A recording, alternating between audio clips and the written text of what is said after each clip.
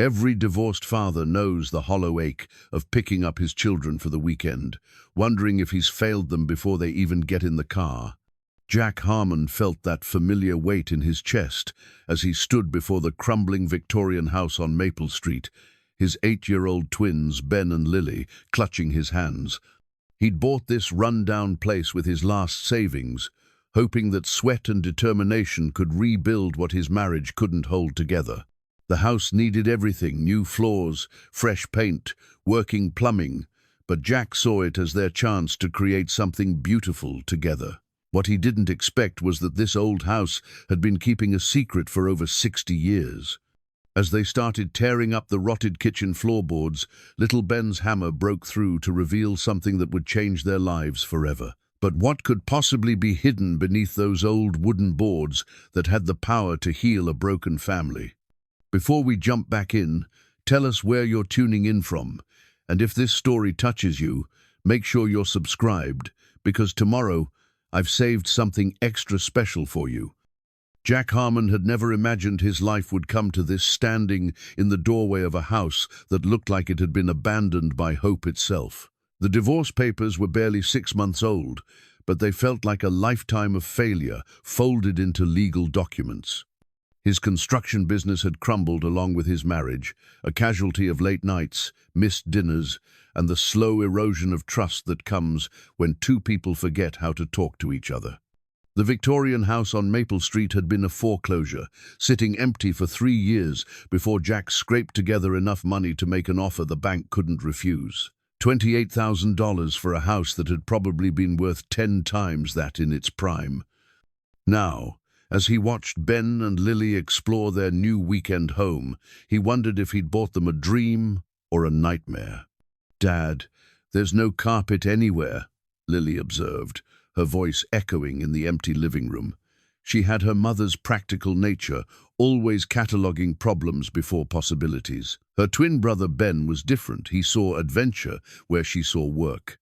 "That's because we get to pick out new carpet together," Jack said, kneeling down to their level. "Or maybe hardwood floors. What do you think?" Ben was already running his small hands along the wall, fascinated by the faded wallpaper that peeled at the corners like old skin. "This house is really old, isn't it, Dad?" "Built in 1962, Jack replied, pulling out the folder of documents he'd been carrying like a lifeline. "That makes it older than Grandpa Joe when he taught me how to use tools." The mention of his father brought a familiar ache. Joe Harmon had been a master carpenter who could make wood sing under his hands. He'd died 2 years before the twins were born, but his worn leather toolbox sat in Jack's truck, waiting to bridge another generation. Jack had learned everything about building from his father, except, apparently, how to build a marriage that lasted. "Can we see our rooms?" Lily asked, practical as always. Jack led them up the creaking staircase, testing each step before letting them follow. The house groaned and settled around them, like an old man getting comfortable in his chair.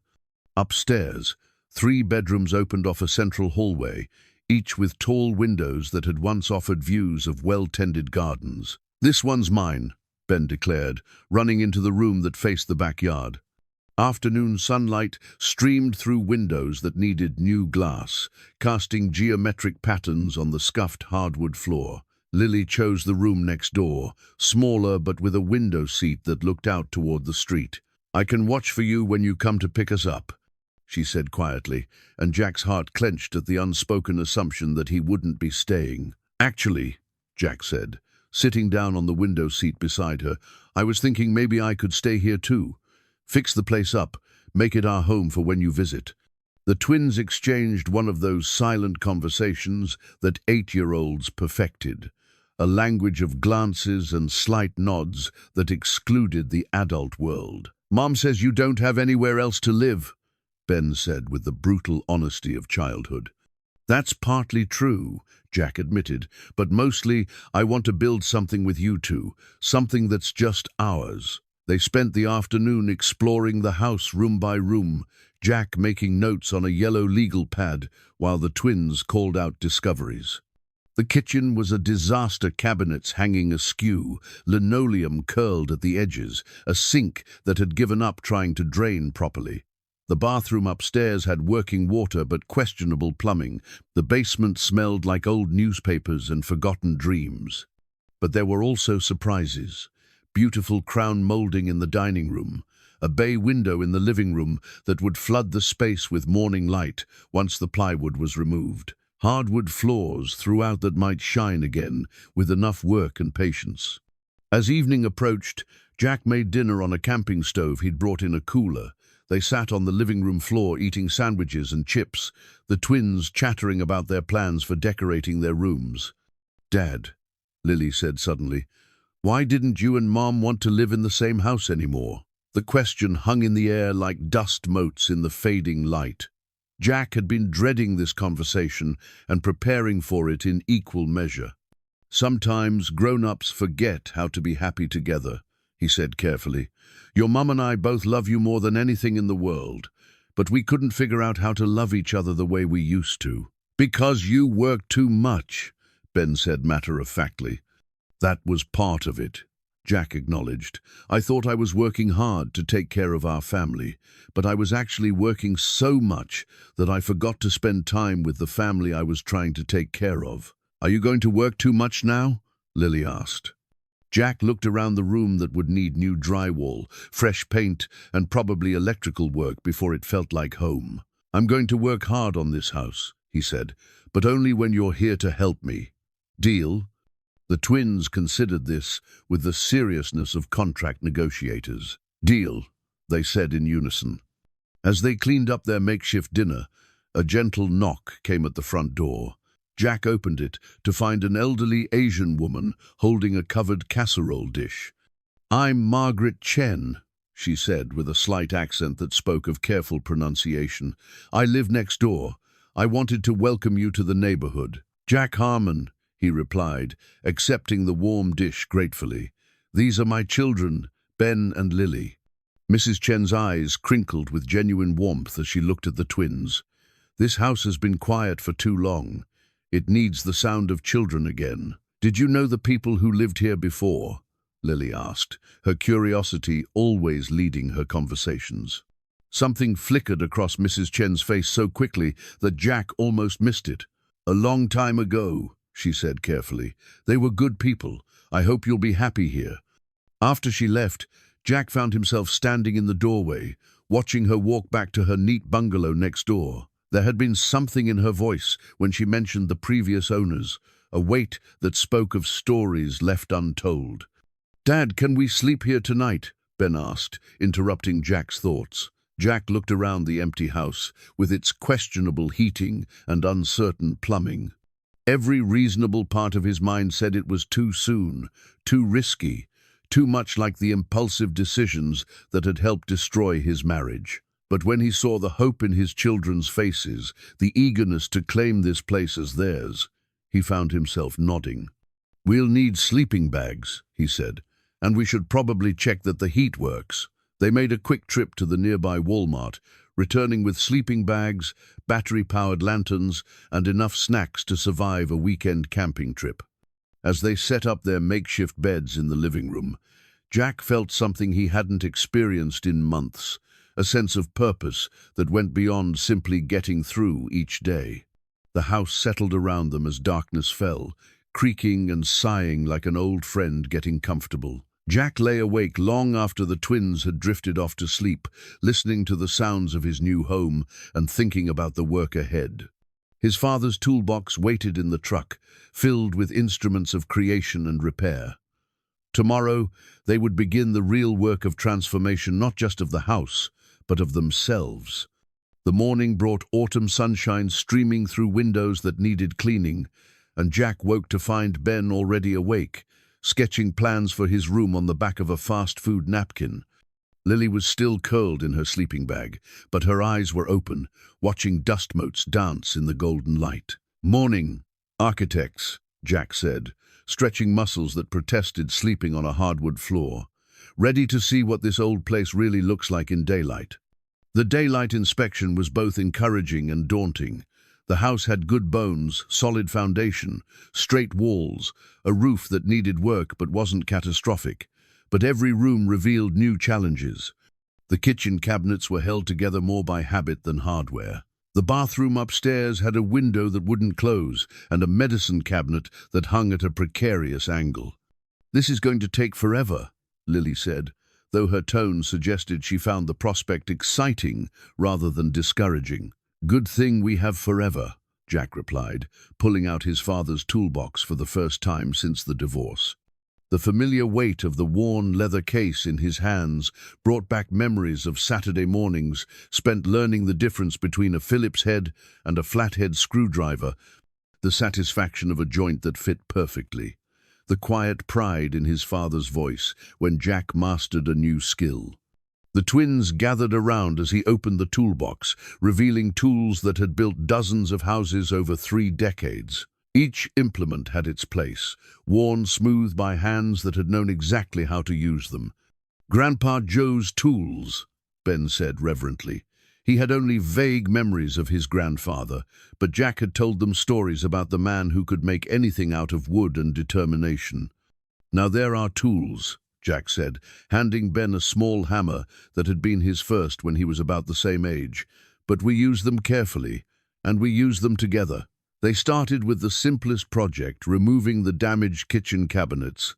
Jack showed the twins how to turn off the water supply, how to disconnect the plumbing connections, how to remove screws that had been painted over so many times they had become part of the wood. "Why are we taking everything apart before we put it back together?" Lily asked, her logical mind seeking patterns in the apparent destruction.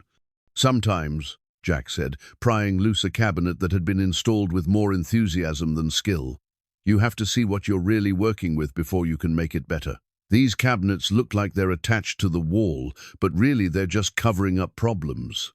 As if to prove his point, the removal of the lower cabinets revealed water damage that had rotted the drywall behind the sink. The discovery was disheartening but not unexpected. "Is the whole house broken?" Ben asked, poking at the soft, damaged wall with his finger. "No," Jack said, though privately he wondered how much damage they would uncover as they dug deeper. "Think of it like surgery. We have to fix the sick parts before we can make the healthy parts stronger." The work was slower with 8-year-old helpers, but Jack found himself grateful for their presence. They asked questions he wouldn't have thought to answer, noticed details he might have overlooked, and brought an energy to the project that reminded him why he had fallen in love with building in the first place. Mrs. Chen appeared at the back door around noon, carrying a thermos of hot coffee and a plate of homemade cookies. "Thought you might need refreshments," she said, settling into a kitchen chair that Jack had managed to salvage from the demolition. "This is very kind of you," Jack said, accepting the coffee gratefully. The twins immediately gravitated toward the cookies, which appeared to be chocolate chip with something extra that made them taste like childhood memories. "I've been watching the house for years," Mrs. Chen said, her eyes scanning the damage they had uncovered, waiting for the right family to bring it back to life. "Have there been other people interested in buying it?" Jack asked.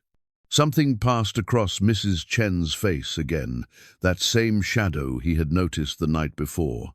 A few inquiries over the years, but no one who seemed right for the house. "What makes us right?" Lily asked, her direct approach cutting through adult politeness. Mrs. Chen smiled, but her eyes remained serious. "This house needs people who understand that some things are worth saving, even when they seem broken beyond repair." After she left, Jack found himself wondering about her choice of words. There had been an intentionality to her phrasing that suggested she meant more than just the physical structure of the house. The afternoon brought their first real success. Working together, they managed to remove all the damaged cabinetry and clean up the debris.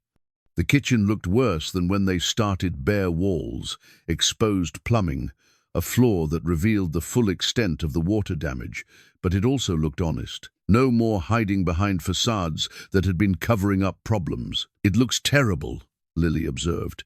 "It looks like it's ready for us to make it better," Jack corrected, and realized he was talking about more than just the kitchen. As evening approached, they drove back to the apartment Jack was renting week to week, the twins chattering excitedly about their plans for the house. But Jack found his mind drifting back to Mrs.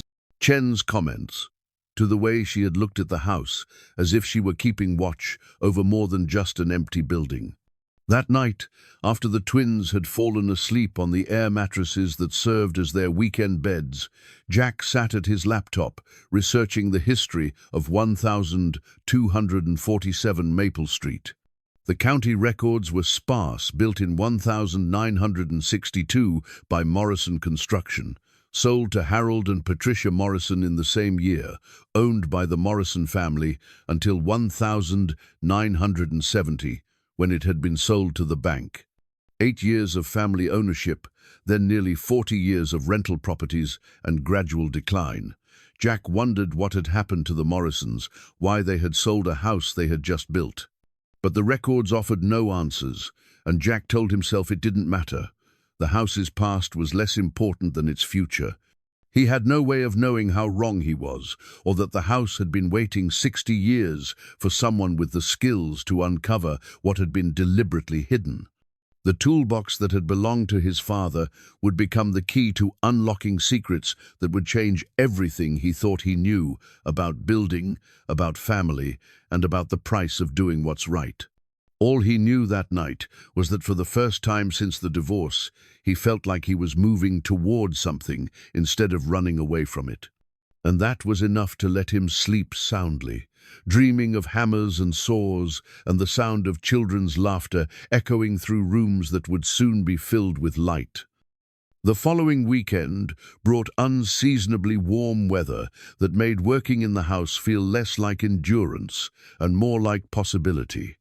Jack had spent the week researching kitchen renovations and pricing materials, trying to balance his shrinking bank account with his growing list of necessary repairs. "Today, we're going to learn about demolition," he announced to Ben and Lily as they stood in the gutted kitchen, morning light streaming through windows that desperately needed new glass. "We already know about demolition," Ben said, gesturing at the bare walls around them. "We're good at breaking stuff." "Controlled demolition," Jack corrected with a smile. "There's a difference between breaking things and taking them apart the right way." He handed them each a pair of safety glasses that were comically large on their small faces, then demonstrated how to use a pry bar to remove baseboards without damaging the walls behind them. The twins took turns, their concentration intense as they worked to master the technique. It was Ben who made the discovery that would change everything. He had been working on a section of baseboard near the old refrigerator space, prying carefully at the painted wood, when his small pry bar slipped and punched through the drywall behind it. "Oops," he said, looking at Jack with the expression of a child who wasn't sure if he was in trouble. "It's okay," Jack said, kneeling down to examine the hole. "Sometimes you have to break a few things to—" He stopped mid-sentence. There was something in the wall cavity, something that caught the light from his flashlight and gleamed gold. "What is it, Dad?" Lily asked, crowding close to see. Jack reached into the hole, his fingers closing around something small and metallic. When he pulled his hand out, he was holding an old brass key, tarnished with age but still solid and well-made. The twins stared at the key with the fascination that children reserved for genuine mysteries. "Where did it come from?" Ben asked, taking the key from Jack's palm and turning it over in the morning light. "Someone must have dropped it inside the wall during construction," Jack said, though even as he spoke, he wondered. The key looked deliberate, placed rather than dropped. Keys like this usually open something important. "Like a treasure chest," Lily said, her practical nature momentarily overwhelmed by possibility. "Maybe," Jack said, though his mind was already cataloguing the locks in the house they had yet to explore. "Let's see if we can figure out what it opens." They spent the next hour testing the key on every lock they could find. The front door, the back door, the basement door that had been painted shut for decades. None of them fit. The key was too small for the exterior doors, too large for most of the interior hardware. "Maybe it opens something that's not in the house anymore," Ben suggested as they sat on the front porch steps, stumped by their failure to solve the mystery. Or maybe, Lily said with the logic of someone who read mystery novels above her grade level, it opens something that's hidden. Jack looked at his daughter with new respect. That's good thinking. What makes you say that? If you hide a key inside a wall, you're probably hiding it because you don't want just anyone to find it. And if you don't want just anyone to find the key, then whatever it opens is probably hidden too. The search for hidden locks became the day's obsession. They examined every piece of furniture that had been left in the house, every cabinet that still had doors, every drawer that hadn't been removed. Ben discovered that the key almost fit the lock on an old writing desk in what had been the living room, but not quite. It was while they were examining the desk more closely that Lily made the second discovery of the day. "Dad, look at this," she said, running her fingers along the wood paneling on the wall behind the desk. Jack came over to see what had caught her attention. At first, he saw only the same tired paneling that covered most of the downstairs walls. But as Lily traced a pattern with her finger, he began to see what she had noticed. Carved lightly into the wood, almost invisible unless the light hit it just right, were letters and numbers. SM 1968. Safe. SM. Ben read aloud. What does that mean? Jack felt something cold settle in his stomach. He thought about Mrs. Chen's reaction when Lily had asked about the previous owners, the careful way she had chosen her words. "I think we need to do some research," he said quietly. The Millbrook Public Library was a 15-minute drive from the house, a brick building that had served the community since the 1940s. Jack had fond memories of bringing the twins there when they were younger, before the divorce had divided even their simple traditions into his weekends and her weekdays. Mrs. Patterson, the librarian who had helped them find picture books when the twins were 4, greeted them with surprised pleasure. "Jack Harmon, I haven't seen you folks in ages. How are you, Ben and Lily?" "We're fixing up an old house," Ben said with the excitement of someone who had discovered a new passion. "And we found a mystery." Mrs. Patterson's eyes lit up with the enthusiasm of a librarian presented with a research challenge. "What kind of mystery?" Jack explained about the house, the key, and the carved initials. Mrs. Patterson listened with growing interest, then led them to a section of the library. Jack had never explored the local history collection. "If your house was built in 1962, we should be able to find records of the original owners," she said, pulling out a thick binder labeled Millbrook Property Records 1970. It didn't take long to find what they were looking for. The Morrison family had indeed built and owned 1247 Maple Street. Harold Morrison, his wife Patricia, and their children Sarah and Michael. Sarah Morrison, S.M. "Can we find out what happened to them?" Lily asked, her mystery novel instincts in full gear. Mrs. Patterson's expression grew more serious. "Let me check the newspaper archives," she said, moving to another section of the collection. The newspaper archive was kept on microfilm, and Mrs. Patterson showed Jack how to operate the reader while the twins peered over his shoulder at the screen. They started with 1970, the year the house had been sold, and worked backward. They found the story in the October 15, 1969 edition of the Millbrook Gazette. "Local family missing. Police are searching for Harold Morrison, 34, his wife Patricia, 32, and their children Sarah, 10, and Michael, 8, who have not been seen since October 10th. Morrison, an accountant with Henderson Construction, failed to report to work on Monday. Neighbors became concerned when the family's car remained in the driveway, and mail began accumulating. Anyone with information is asked to contact the Millbrook Police Department. Jack felt the twins go very still beside him as he read the article aloud. "What happened to them?" Ben asked in a small voice. Jack continued searching through subsequent editions, but the follow-up stories offered no answers. The search continued for several weeks, then faded from the news. The Morrison family had simply vanished, leaving behind a house, a life, and questions that were never answered. "That's really sad," Lily said quietly. "Yes, it is," Jack agreed, though his mind was racing with implications he didn't want to share with the children. A missing accountant, a hidden key, carved initials that included the word safe. The pieces suggested a story that was darker than simple disappearance. They drove home in contemplative silence, each lost in their own thoughts about the Morrison family and the house that had once been their home. Jack found himself wondering what had happened in those rooms where his children now played.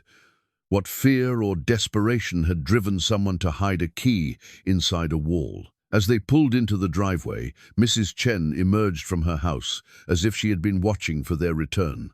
"Find anything interesting at the library?" she asked, though her tone suggested she already knew the answer. Jack looked at her more carefully, noting the way she kept glancing at the house, the tension in her shoulders that spoke of long-held secrets.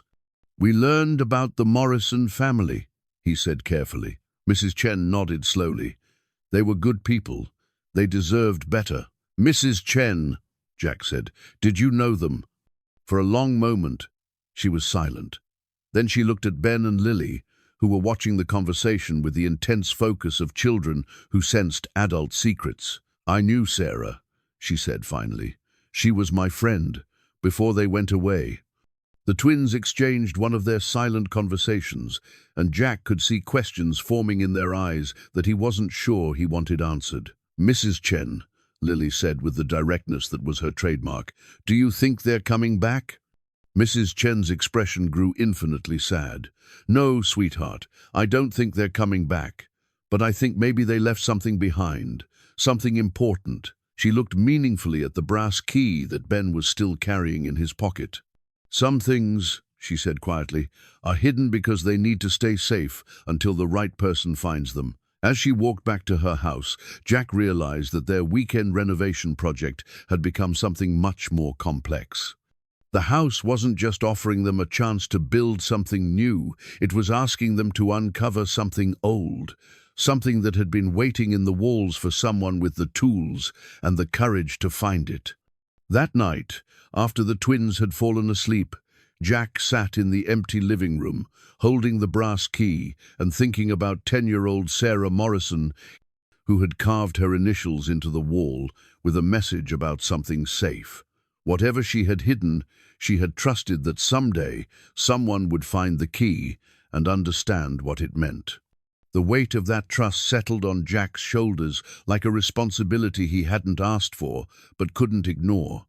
Tomorrow, they would continue their search, not just for whatever the key opened, but for answers to questions that had been waiting 30 years to be asked. The week between visits felt longer than usual. Jack found himself thinking about the Morrison family during his shifts at the temporary construction job he'd taken to pay for renovation supplies. Every time he used his tools, he wondered what Harold Morrison had been working on in his last days, what had made an accountant's family disappear without a trace. When Friday evening came, Jack picked up the twins with a trunk full of new supplies and a head full of questions he wasn't sure he should be asking. "Did you think about the key all week?" Ben asked before Jack had even pulled away from Sarah's house. "Every day," Jack admitted. "Did you?" "Lily drew pictures of what she thinks it might open," Ben reported. "Show him, Lily." Lily produced a notebook filled with sketches, treasure chests, secret doors, hidden rooms. Her artistic skill was impressive for an 8-year-old, but more than that, her imagination had clearly been captured by the mystery. "These are really good," Jack said, flipping through the pages.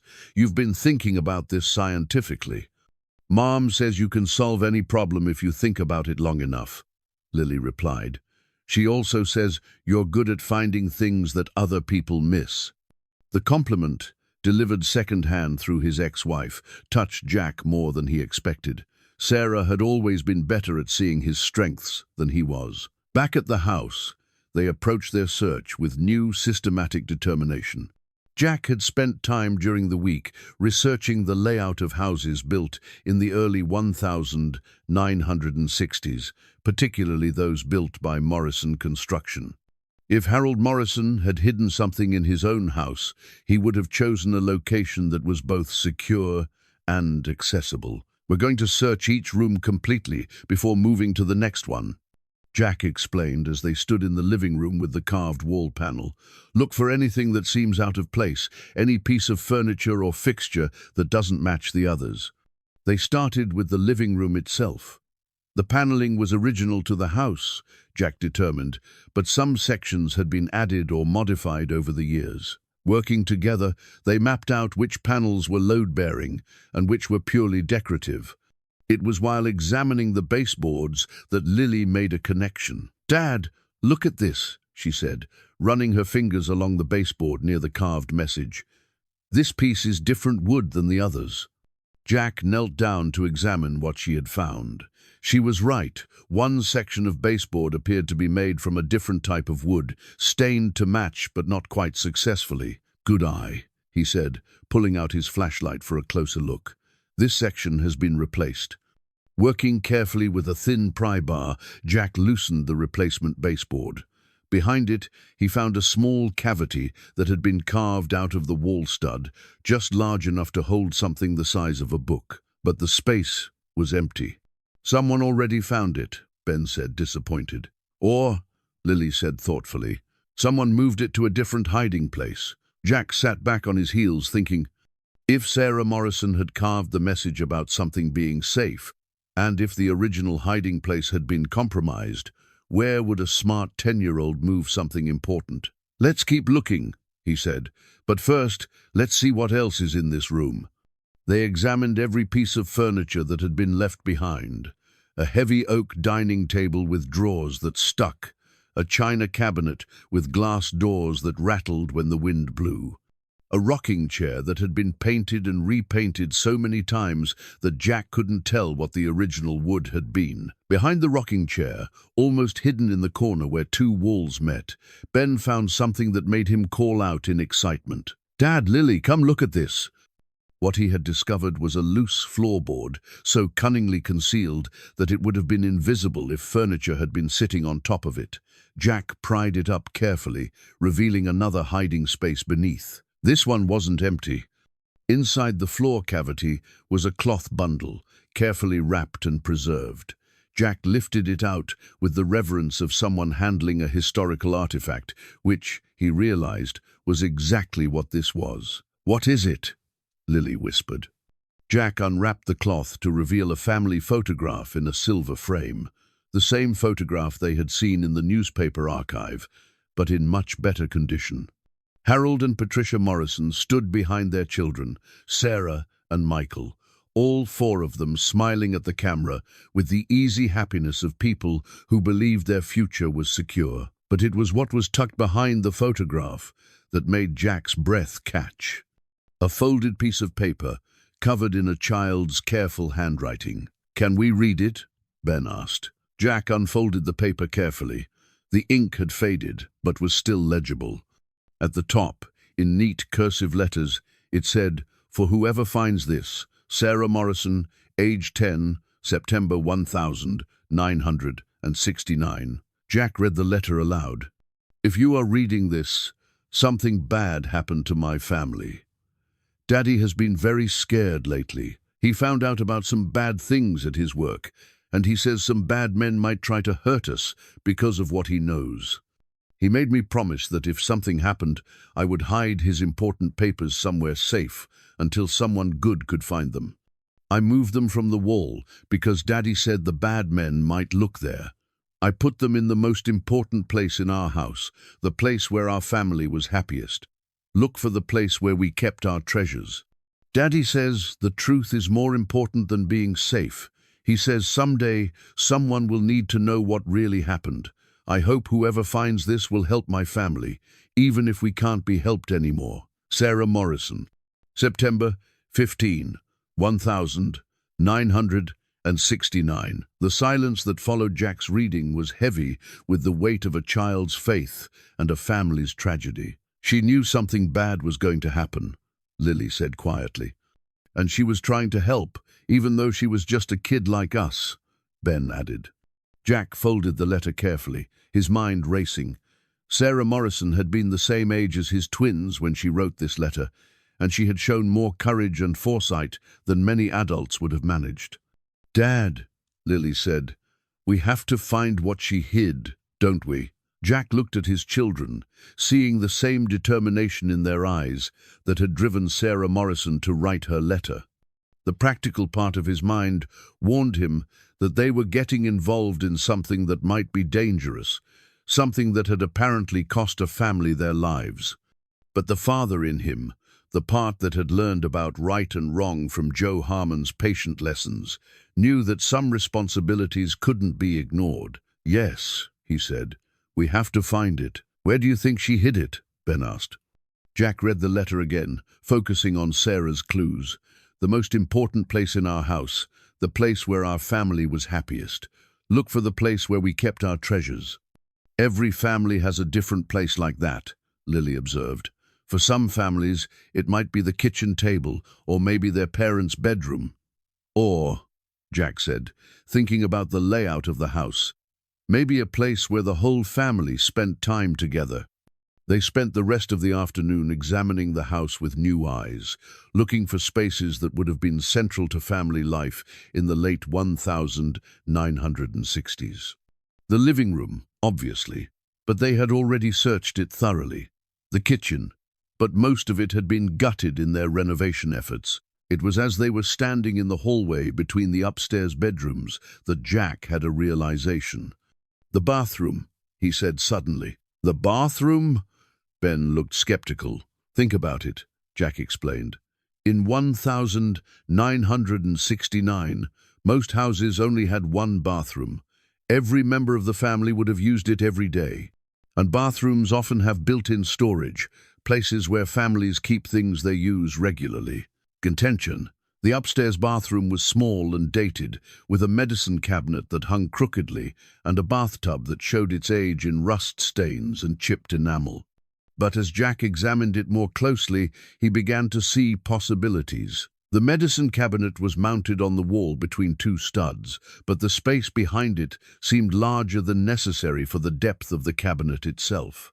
Working carefully, Jack removed the mounting screws and lifted the cabinet away from the wall. Behind it was a cavity that extended deep into the wall, much deeper than the standard construction would have required. And in that cavity, wrapped in oilcloth and preserved by 6 decades of dry storage, were the papers that Harold Morrison had died trying to protect. "We found it," Lily breathed, as Jack carefully lifted the package from its hiding place. "Sarah Morrison was a very smart girl," Jack said, unwrapping the oilcloth to reveal a manila envelope stuffed with documents. Inside the envelope were dozens of papers, financial records, photographs, correspondence, and what appeared to be architectural plans for various construction projects around Millbrook. But it was the letter, paper clipped to the front of the collection, that caught Jack's immediate attention. In Harold Morrison's careful handwriting, it read, "To whoever finds these documents, my name is Harold Morrison, and I fear that my family and I are in grave danger because of what I have discovered about corruption in the Millbrook construction industry and city government. If something happens to us, please ensure that these documents reach the proper authorities. The people of this town deserve to know the truth." The letter was dated October 8, 1969, just 2 days before the Morrison family had disappeared. Jack looked at the twins, who were watching him with wide eyes that held both excitement and the dawning realization of what they had uncovered. "This is bigger than just a missing family, isn't it?" Lily asked. Jack nodded slowly, his mind already working through the implications of what they had found. Harold Morrison hadn't just been an accountant who had stumbled onto something dangerous. He had been a man who had chosen to document corruption even when he knew it might cost him everything. And now, 30 years later, his evidence was in the hands of another father who would have to decide how far he was willing to go to honor the trust of a 10-year-old girl who had believed that someday someone good would find what her family had died protecting. Jack spent the evening after the twins had gone to sleep studying Harold Morrison's documents by lamplight in the empty living room. What he found was a meticulous record of fraud, bribery, and corruption that reached into every level of Millbrook's government and business community. Morrison had been more than just an accountant for Henderson Construction. He had been a man with a conscience who had started noticing irregularities in the company's books. Projects that were billed to the city for twice their actual cost. Materials that were charged as premium but delivered as standard grade. Safety inspections that were passed without inspectors ever visiting job sites.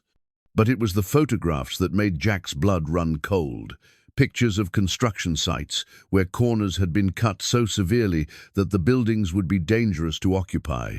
A school foundation that had been poured with substandard concrete, a hospital wing that had been built with electrical wiring that wouldn't meet even 1,960 safety codes.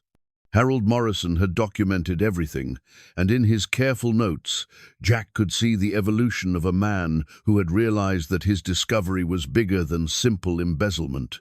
People's lives were at stake. The names in the documents were ones that Jack recognized from his research into the town's history. Mayor Richard Brennan, Police Chief Thomas Kelly, the Henderson family, who had owned the largest construction company in 3 counties.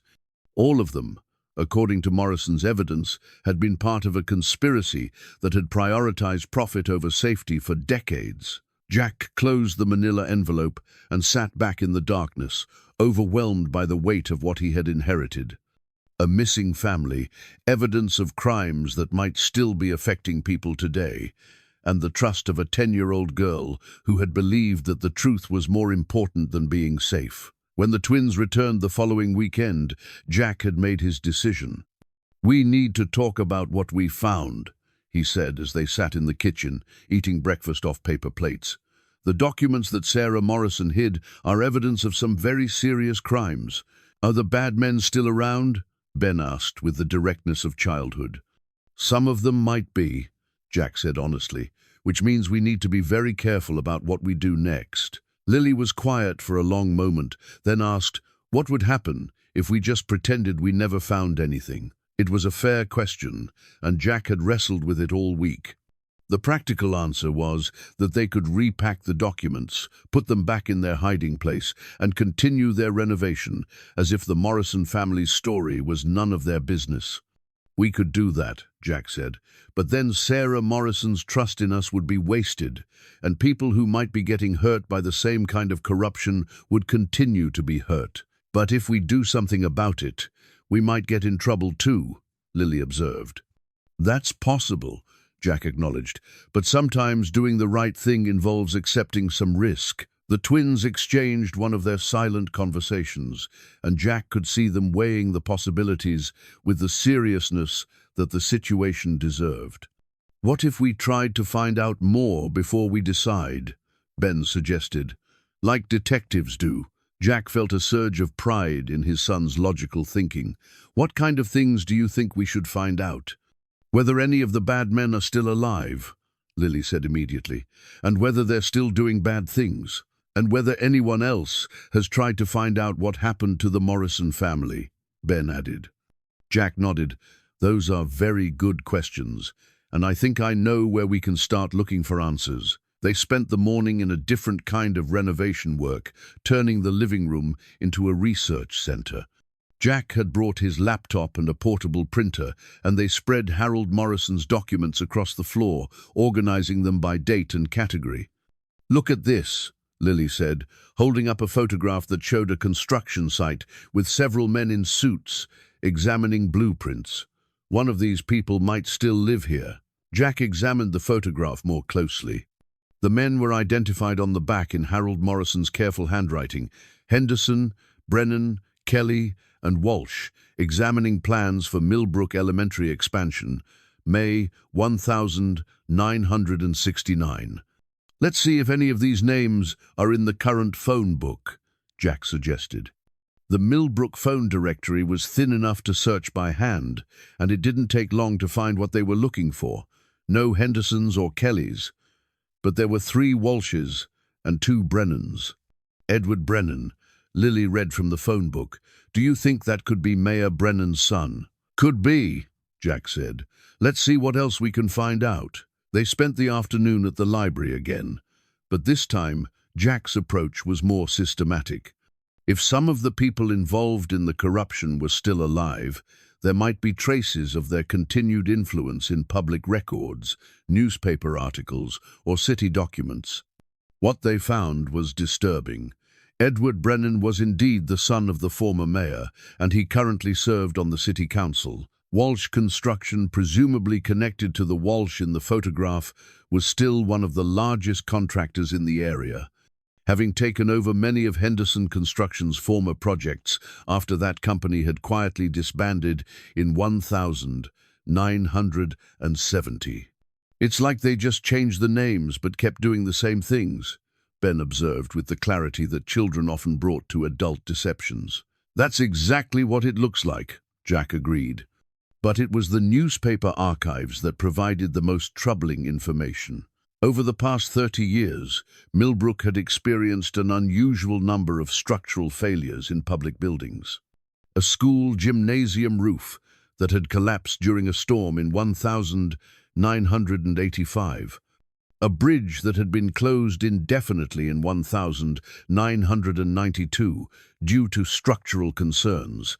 A city office building that had been evacuated in 1998 because of foundation problems. Each incident had been explained as isolated problems, but Harold Morrison's documents suggested a different pattern: buildings that had been compromised from the moment they were constructed. Time bombs, waiting to fail when age and weather stressed their deliberately weakened structures. People could have been hurt, Lily said quietly as they read about the gymnasium collapse. People probably have been hurt, Jack corrected, thinking about accidents and injuries that might have been attributed to bad luck rather than criminal negligence. As they drove home that evening, Jack found himself thinking about his responsibility as a father and as a citizen. The Morrison family had paid the ultimate price for trying to expose corruption that was still harming people decades later. Sarah Morrison had trusted that someday someone would find her father's evidence and act on it. But acting on it meant accepting the risk that the same people who had silenced the Morrison family might try to silence anyone else who threatened their secrets. Back at the house, as the twins explored their bedrooms and made plans for decorating, Jack stood in the kitchen, looking at the holes in the wall where they had found the first clues to the mystery. The renovation that had started as a way to rebuild his relationship with his children had become something much more complex, a test of the values he wanted to pass on to them.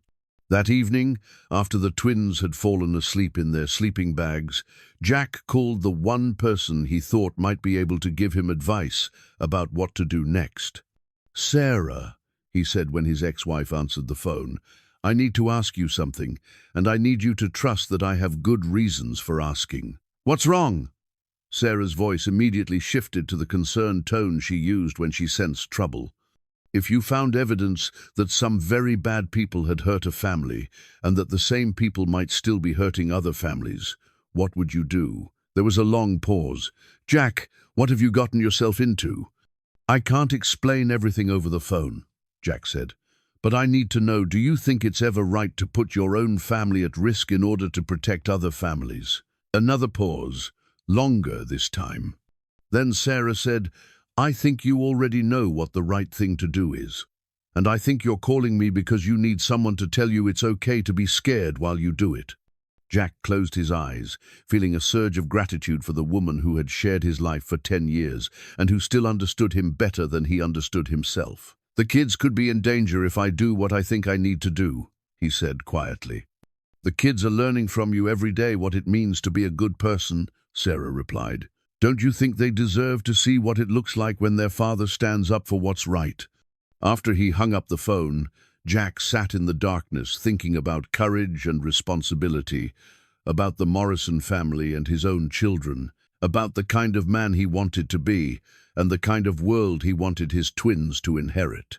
Outside, Mrs. Chen's house was dark, but Jack had the feeling that she was awake too, waiting for him to make the decision that would determine whether Sarah Morrison's faith in the future had been justified. Tomorrow, he would have to choose between safety and justice, between protecting his own family and honoring the sacrifice of another family who had paid the ultimate price for believing that the truth was more important than being safe. The brass key lay on the kitchen counter, catching the streetlight from the window and gleaming like a promise that some doors, once opened, could never be closed again. Jack woke to the sound of hammering that wasn't coming from his own tools. Disoriented by sleep and the unfamiliar acoustics of the empty house, it took him a moment to realize that someone was pounding on the front door with enough force to rattle the windows. The digital clock on his phone showed 6:47 a.m. The twins were still asleep in their sleeping bags, curled together like puppies in the patch of morning sunlight that streamed through the living room windows. The hammering came again, more insistent this time. Jack pulled on his jeans and made his way to the front door, his mind immediately jumping to worst-case scenarios. Had Mrs. Chen had an emergency? Was there a gas leak or some other neighborhood crisis? But when he opened the door, he found himself facing two men in expensive suits who looked like they had never done a day of manual labor in their lives. "Mr. Harmon?" The taller of the two men spoke with the kind of authority that expected immediate compliance. "I'm David Walsh, from Walsh Construction. This is my associate, Mr. Brennan. We'd like to speak with you about your renovation project." Jack's blood went cold. Walsh Construction. Brennan. These were names from Harold Morrison's documents, families that had been part of the conspiracy 30 years ago. "It's pretty early for a business call," Jack said, not moving from the doorway. Walsh smiled, but it didn't reach his eyes. "We heard you've been doing some interesting renovation work, uncovering some things that have been hidden for a long time." Behind him, Jack heard one of the twins stirring in their sleep. Every protective instinct he possessed flared to life. "I don't know what you're talking about," Jack said evenly. "Don't you?" Brennan spoke for the first time, his voice carrying the flat menace of someone accustomed to intimidating people. "We understand you've been spending a lot of time at the library, researching local history, asking questions about families that disappeared a long time ago." Jack's mind raced. How did they know about his research? The library visits had been innocent enough, but apparently someone had been paying attention. "I'm just trying to learn about the house I bought," Jack said. "Any homeowner would do the same thing." "Of course," Walsh agreed smoothly, "and we're here to help. We'd like to make you an offer for the property, well above what you paid for it. Enough to buy something much nicer, in a much better neighborhood. The house isn't for sale." "Everything's for sale at the right price," Brennan said. "We're prepared to offer you $50,000, cash. You could close by the end of the week." Jack felt a chill that had nothing to do with the morning air. $50,000 was more than twice what he had paid for the house, money that would solve all his immediate financial problems and give him the fresh start he desperately needed. It was also obviously a bribe disguised as a business proposition. "I appreciate the offer," Jack said carefully, "but I'm not interested in selling. My children and I are happy here." The two men exchanged a glance that spoke of communications Jack couldn't hear, but could easily interpret. "Mr. Harmon," Walsh said, his voice losing its veneer of friendliness, "I think you should consider our offer very carefully. This house has a history of bringing bad luck to the families who live in it." The threat was subtle but unmistakable. Jack felt his hands clench into fists, the old reflexes of someone who had learned to defend himself surfacing despite the years of peaceful civilian life. "Are you threatening my family?" he asked quietly. "Not at all," Walsh said quickly. "We're simply concerned about your safety. Old houses can be dangerous. Structural problems, electrical issues, things that previous owners might have overlooked." "Dad!" Lily's voice came from behind him, small and worried. "Who are those men?" Jack turned to see both twins standing in the living room doorway. Their hair mussed from sleep, but their eyes alert with the instinctive wariness that children developed when they sensed adult tensions they didn't understand. "Just some businessmen who wanted to discuss the house," Jack said, keeping his voice calm. "Go get dressed. We'll have breakfast in a few minutes." But the twins didn't move. Ben was staring at the men with the intense focus he usually reserved for puzzles he was trying to solve, while Lily had stepped protectively closer to her brother. Walsh noticed the children's attention, and his expression softened into what was probably meant to be a friendly smile. "Beautiful children," he said. "They must love having such a big old house to explore." "They do," Jack said firmly, "and they're going to love it even more when we're finished fixing it up." "Of course," Walsh agreed, "though I hope you'll be careful during your renovations. Sometimes when people tear into old walls, they find things that are better left undisturbed." The message was clear enough that even the twins seemed to sense its meaning. Lily moved closer to Jack, while Ben's expression shifted from curiosity to something approaching fear. "I think this conversation is over," Jack said, starting to close the door. Brennan put his hand against the door frame, stopping it from closing. "Think about our offer, Mr. Harmon. We'll give you until Monday to make your decision." "There's nothing to think about," Jack replied, but Brennan continued as if he hadn't spoken. $50,000. Cash. No questions asked about anything you might have found while you've been renovating." The emphasis on the word renovating made it clear that they knew exactly what Jack had discovered. Someone had been watching the house, monitoring his activities, reporting back to people who had a vested interest in keeping the past buried. "Monday," Walsh repeated as the two men turned to leave. "We'll be in touch." Jack watched them walk to a black sedan parked at the curb, noting the license plate number and the way they both looked back at the house before driving away. Only when their car had disappeared around the corner did he close the door and turn to face his children. "Dad, those were the bad men, weren't they?" Ben asked, with the directness that Jack had come to both love and dread in his son. "They might be connected to the bad men," Jack said carefully, "but they can't hurt us as long as we're smart about what we do." "What did they want?" Lily asked. Jack sat down on the floor so he could look directly into their eyes. "They wanted to buy our house for a lot of money, more money than it's worth." "Why would they do that?" Ben asked. "Because they don't want us to find anything else that Sarah Morrison hid, and they definitely don't want us to tell anyone about what we've already found." The twins digested this information with the seriousness that the situation deserved. "Are we going to sell the house?" Lily asked quietly.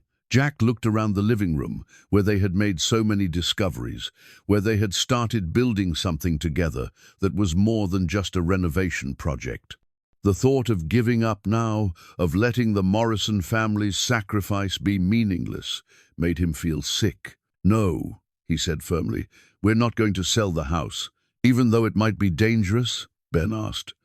"Especially because it might be dangerous," Jack replied. "Sometimes the most important thing you can do is the thing that scares you the most." After breakfast, Jack made a phone call he had been dreading, but knew was necessary. "Detective Martinez, this is Jack Harmon. You probably don't remember me, but we worked together about 8 years ago on the Riverside construction fraud case." There was a pause, then a warm chuckle on the other end of the line. "Jack Harmon, I heard you left the force. What's got you calling old contacts?" "I need some advice about a situation I've stumbled into. Something that might be related to the case that got me out of police work in the first place." Another pause. This one, less comfortable. "Can you be more specific?" Jack looked at the twins, who were pretending to organize their art supplies while obviously listening to every word of his conversation. "Not over the phone. Could we meet somewhere? I have some documents that I think you should see." "Documents about what?" "About corruption in the Millbrook construction industry that goes back 30 years. And about a family that might have been killed because they tried to expose it." The silence on the other end of the line stretched so long that Jack wondered if the connection had been lost. "Jack," Martinez said finally. "Are you sure you want to get back into this kind of thing? Last time it didn't work out so well for you." Jack thought about his failed marriage, his collapsed business, the years of doubt and self-recrimination that had followed his attempt to expose corruption in his own department. "I'm sure," he said. "Some things are too important to walk away from, no matter what it costs." They arranged to meet that afternoon at a diner outside of town, away from any potential surveillance. Jack spent the morning making copies of Harold Morrison's most damning documents, storing the originals in a safe deposit box at the bank, and preparing the twins for the possibility that their weekend might involve more than renovation work. "Where are we going?" Lily asked as they got in the truck. "To meet a friend of mine who used to be a police detective. Someone who might be able to help us figure out what to do with what we found." "Are we in trouble?" Ben asked. Jack considered the question seriously. "We're not in trouble for finding the truth. But the people who want to keep the truth hidden might try to make trouble for us. Like they did for the Morrison family. Maybe. But we have some advantages that the Morrison family didn't have." "Like what?" Lily asked. Jack smiled, feeling a surge of fierce protectiveness and determination. "Like the fact that we're not alone. And like the fact that 30 years later, there are more people who care about justice than there were when Harold Morrison was trying to fight corruption by himself." As they drove toward their meeting with Detective Martinez, Jack found himself thinking about the blood-stained floorboard that was waiting for them back at the house. He had planned to remove it as part of the renovation, to replace it with clean, new wood that wouldn't carry the weight of old tragedies. But now he realized that the stain was evidence, part of the story that Harold Morrison had died trying to tell. Some things shouldn't be painted over or replaced. Some things needed to be preserved as testimony to the truth, no matter how ugly that truth might be. The Morrison family had paid the ultimate price for their courage. The least Jack could do was make sure their sacrifice hadn't been meaningless. Even if it meant accepting that his own family might now be walking the same dangerous path that had led Sarah Morrison to write her letter and hide her father's secrets in the walls of a house that had kept its silence for 30 years. Detective Maria Martinez looked older than Jack remembered, her dark hair now streaked with silver and her eyes carrying the weight of too many cases that had ended badly. But when she smiled across the booth at Ruby's diner, Jack saw the same fierce intelligence that had made her the best detective he had ever worked with. "You look good, Jack," she said, though her tone suggested she was reserving judgment about his current situation. "Fatherhood suits you." Ben and Lily sat quietly beside Jack, coloring in activity books he had brought to keep them occupied while the adults talked. But Jack knew they were listening to every word, their young minds filing away information they would undoubtedly ask about later. "Thanks for meeting us on short notice," Jack said, sliding a manila envelope across the table. "I need someone I trust to look at these documents and tell me if I'm crazy for thinking they're important." Martinez opened the envelope and began examining Harold Morrison's papers. Jack watched her expression change from polite interest to sharp attention to something approaching alarm as she read through the evidence that Morrison had compiled. "Jesus, Jack," she said quietly, keeping her voice low enough that the twins couldn't hear. "Where did you find this?" "In the house I bought. The previous owner hid them before he and his family disappeared in 1969. "I know." Martinez looked up from the documents, her eyes searching Jack's face. "And you're sure these are authentic?" "I'm sure," Jack replied. "The question is, what do I do with them?" Martinez set the papers aside and picked up her coffee cup, using the time to think. Jack could see her mentally sorting through the implications of what she had just read. "Some of these names," she said finally, "are still connected to people who have significant power in this area. David Walsh, Edward Brennan, these families have been influential in local politics and construction for decades." "I know," Jack said. "Two men from those families visited me this morning. They offered to buy my house for $50,000. Cash, no questions asked." Martinez's expression sharpened. "They know you found the documents?" "They know something. They made it pretty clear that they want me to stop whatever I'm doing and get out of town. Dad, Lily said quietly, not looking up from her coloring book. Tell her about the man who's been watching our house. Jack looked at his daughter in surprise. What man? The one in the blue car, Ben added, as if this should be obvious. He's been parked across the street every time we've been there this week. Martinez leaned forward. You've seen someone watching the house? The twins exchanged one of their silent conversations, then Lily nodded. He pretends to be reading a newspaper, but he's really watching our windows. Jack felt a chill of fear mixed with pride in his children's observational skills. He had been so focused on the mystery inside the house that he hadn't noticed the surveillance outside it. Can you describe him? Martinez asked. Old, Ben said. Like older than Dad, but not as old as Mrs. Chen, and he has a big stomach and grey hair. He drives a blue sedan, Lily added. License plate starts with HDJ. Martinez pulled out a notebook and wrote down the partial plate number. You two are very good detectives, she said, and the twins beamed with pride. So what's your professional opinion? Jack asked. Am I putting my family in danger by pursuing this? Martinez was quiet for a long moment, studying the documents again. Then she looked at Jack with the expression he remembered from their days working together, the look she got when she was about to tell someone a truth they didn't want to hear. Based on what happened to the Morrison family, yes, there's definitely danger, she said. These documents implicate people in crimes that could still result in serious jail time even after 30 years. And if those same people or their families are still benefiting from the corruption, they have a lot to lose if this becomes public. But, Jack prompted, sensing there was more.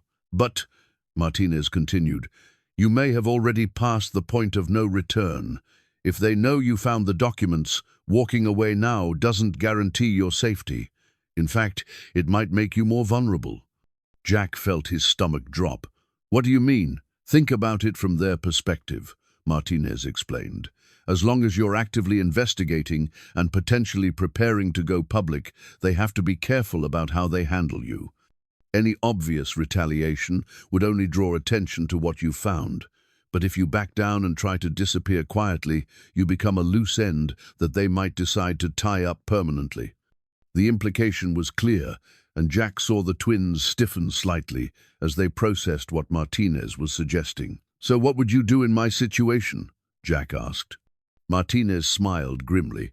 I'd make sure I had enough evidence to make the biggest possible noise if anything happened to me, and I'd make sure that as many people as possible knew about that evidence. You mean go public with it? I mean create a situation where silencing you would cause more problems than leaving you alone would.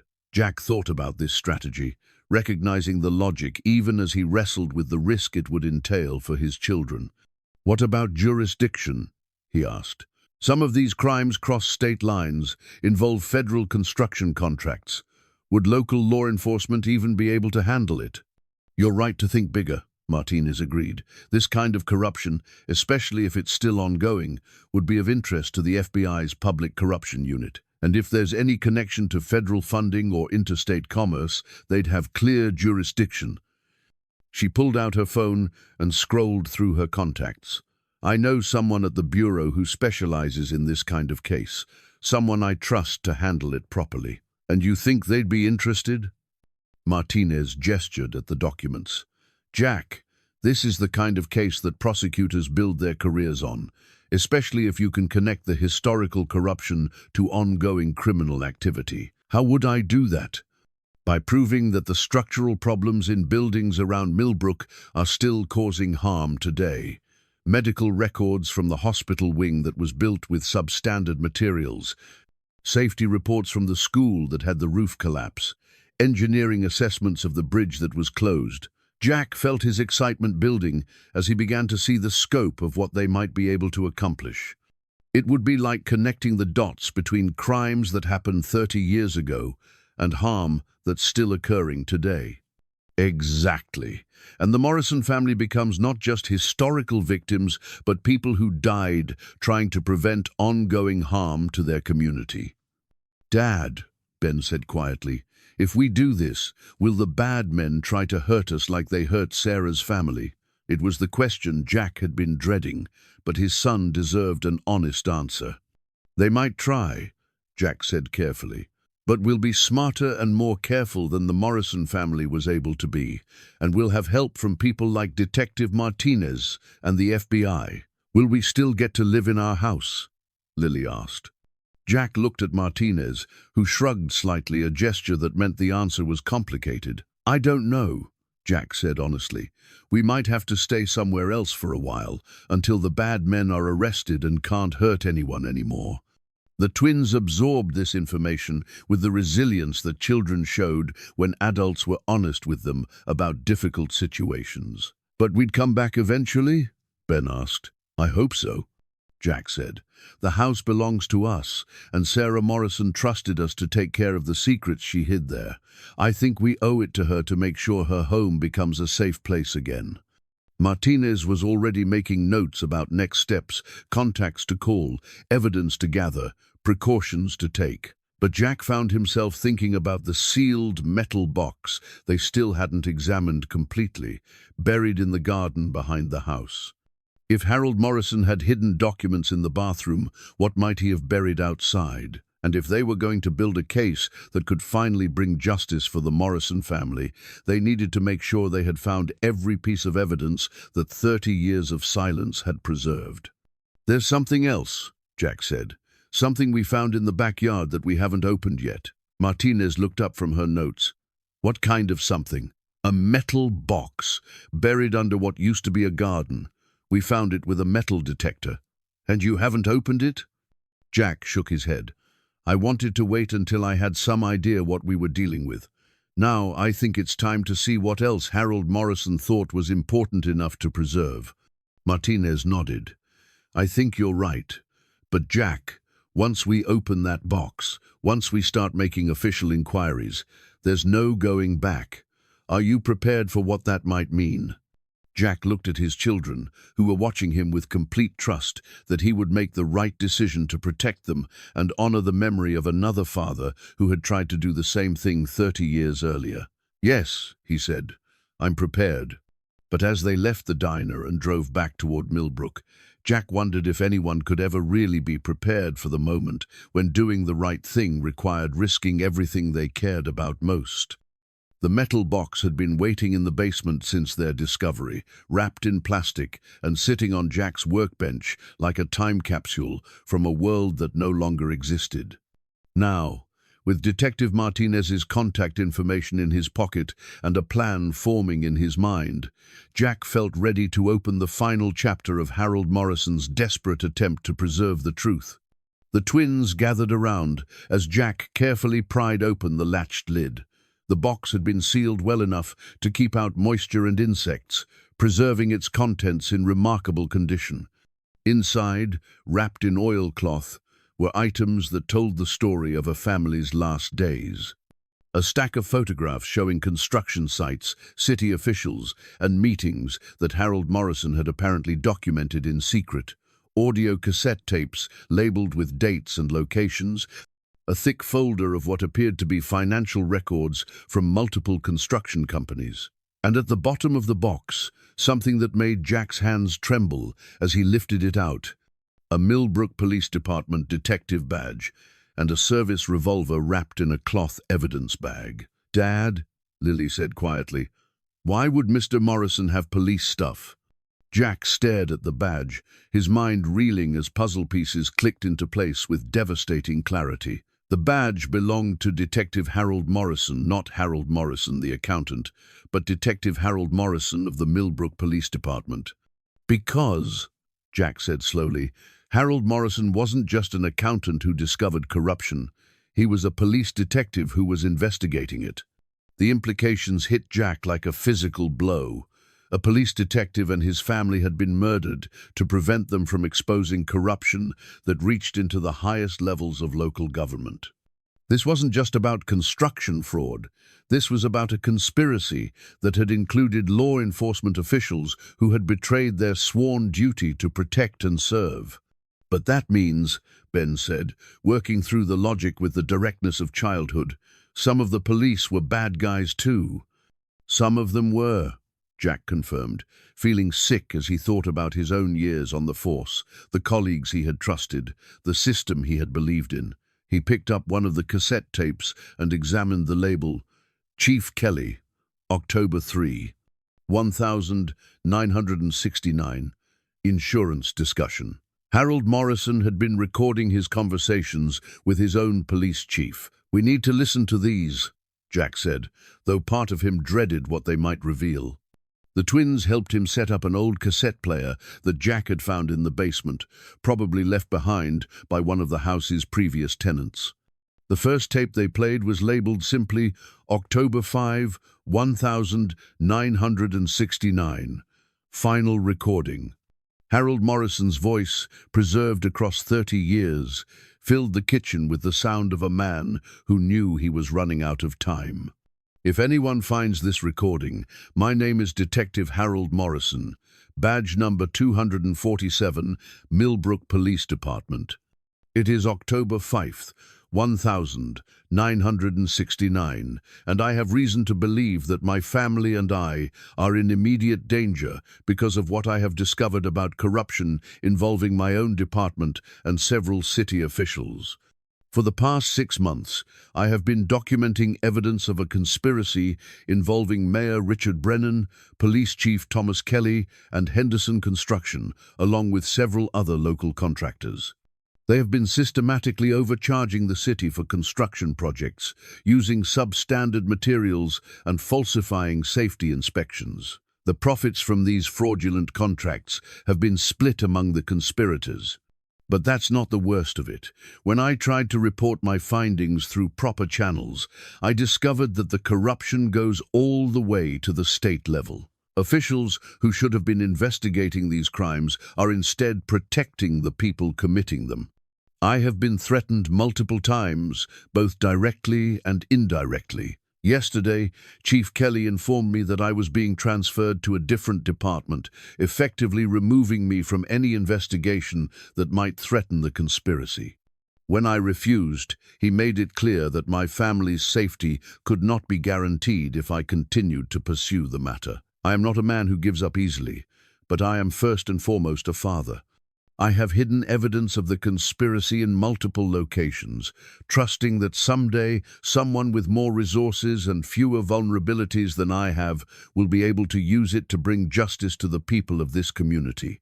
To my children, Sarah and Michael, if you ever hear this recording, know that everything your father did was because he believed that right and wrong still matter, even when the people who are supposed to enforce the law are the ones breaking it. I hope you will be proud of the choice I made, even if it cost us everything. To whoever finds this evidence, I ask only that you remember that the Morrison family believed that the truth was worth any sacrifice. Use what we preserved to make sure that our community is finally free from the corruption that has infected it for too long." The tape ended with the soft click of the recorder being turned off, leaving the kitchen in a silence that felt heavy with the weight of a dead man's trust. "He was a police detective like you used to be," Lily said quietly. Jack nodded, unable to speak past the emotion that was clogging his throat. Harold Morrison had been exactly like him, a cop who had discovered corruption, a father who had tried to protect his family while doing the right thing, a man who had ultimately paid the ultimate price for his integrity. "Dad," Ben asked, "is that why you stopped being a police detective too?" The question Jack had hoped his children would never ask, the conversation he had been avoiding for years, could no longer be postponed. "Yes," he said simply. "I found out that some of the people I worked with were doing bad things, and when I tried to stop them, they made it impossible for me to keep my job." "Did they try to hurt us too?" Lily asked. Jack thought about the threats that had been made, the pressure that had been applied, the way his marriage had crumbled under the stress of fighting a system that was designed to protect itself rather than serve justice. "Not the same way they hurt the Morrison family," he said carefully. "But they did hurt us. They hurt our family by making it impossible for me to do the job I loved, and by making me doubt whether fighting for what's right was worth the cost." The twins absorbed this information with the seriousness it deserved, and Jack could see them beginning to understand why the Morrison family's story had affected him so deeply. "But now you get to try again," Ben said with the optimism that children brought to even the most complex situations. "You get to help Sarah Morrison's family by finishing what her dad started." Jack looked at his son, amazed by the clarity with which an 8-year-old could cut through years of adult uncertainty and self-doubt. "Yes," he said, "I get to try again. But this time would be different. This time he wouldn't be a lone detective trying to fight corruption from within a compromised system. This time he would have federal authorities, media attention, and public oversight, all the resources that Harold Morrison hadn't been able to access in 1969. And this time, Jack had something else that Harold Morrison hadn't had: the knowledge of what had happened to another family who had tried to expose the same conspiracy. He could learn from Morrison's mistakes, avoid the isolation that had made the detective and his family vulnerable, and build the kind of public support that would make it impossible for the truth to be silenced again. As Jack rewrapped the police badge and service weapon, he felt the weight of Harold Morrison's legacy settling on his shoulders. 2 police detectives, 30 years apart, connected by their commitment to justice and their love for their children. The difference was that this time, the story wouldn't end with a family disappearing into the darkness. This time, the truth would finally see the light of day, no matter what it cost. "What do we do now?" Lily asked. Jack looked at his children, seeing in their faces the same determination that had driven Sarah Morrison to write her letter and hide her father's secrets. "Now we make sure that Detective Harold Morrison's sacrifice wasn't meaningless," he said. "We make sure the whole world knows what a brave man and his family died trying to tell them." And for the first time since the divorce had shattered his confidence in his own judgment, Jack felt absolutely certain that he was making the right choice. Harold Morrison had trusted that someday someone would find his evidence and have the courage to use it. That someone had turned out to be another cop, another father, another man who believed that protecting children meant more than just keeping them safe. It meant making sure they inherited a world where truth and justice actually mattered. The next 48 hours moved with the accelerating momentum of an avalanche.